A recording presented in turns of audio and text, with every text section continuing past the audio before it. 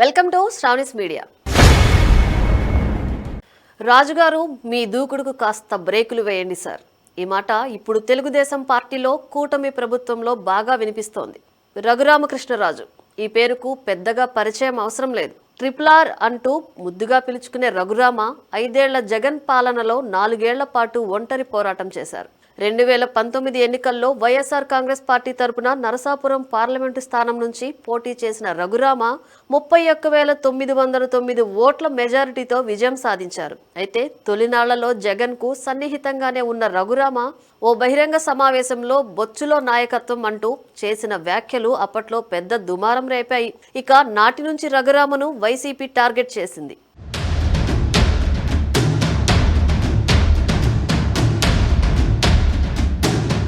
4 ఏళ్ల పాటు నియోజకవర్గంలో కాలు పెట్టేందుకు కూడా రఘురామకు జగన్ సర్కార్ అవకాశం ఇవ్వలేదు.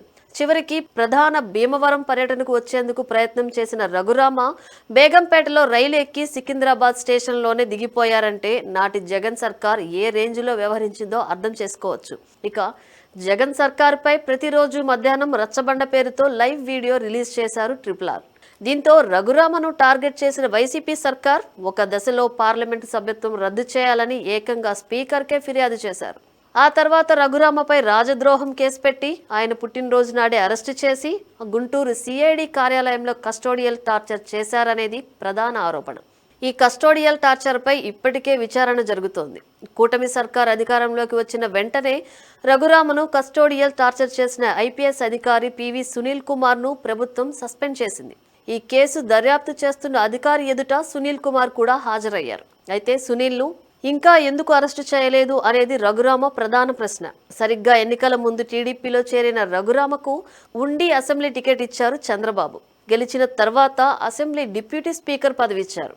రాజ్యాంగబద్ధమైన పదవిలో ఉన్నప్పటికీ రఘురామ తీరులో మాత్రం మార్పు రాలేదు అనేది ఇప్పుడు తెలుగుదేశం పార్టీలో వినిపిస్తున్నమాట.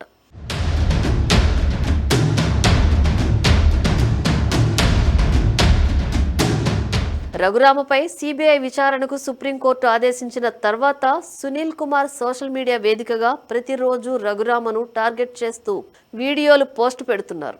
దీంతో అసహనానికి గురైన రఘురామ తను కూడా వీడియోలు రిలీజ్ చేస్తున్నారు. ఈ సమయంలో రాజ్యాంగబద్ధమైన పదవిలో ఉన్న రఘురామ కొన్ని ఘాటు పదాలు అనేస్తున్నారు.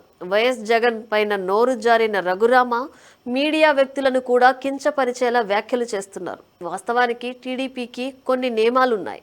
ఎలాంటి పరిస్థితుల్లో కూడా ప్రత్యర్థులను మీడియా వ్యక్తులను అగౌరవపరిచేలా వ్యాఖ్యలు చేయకూడదు అనేది టీడీపీ నియమం. మీడియాకు అత్యంత ప్రాధాన్యత ఇచ్చే పార్టీల్లో టీడీపీ ముందు వరుసలో ఉంటుంది. అలాంటి టీడీపీలో ఉన్న రఘురామ మీడియాపైనే నోరు జారటం కొందరికి ఏమాత్రం రుచించటం లేదు.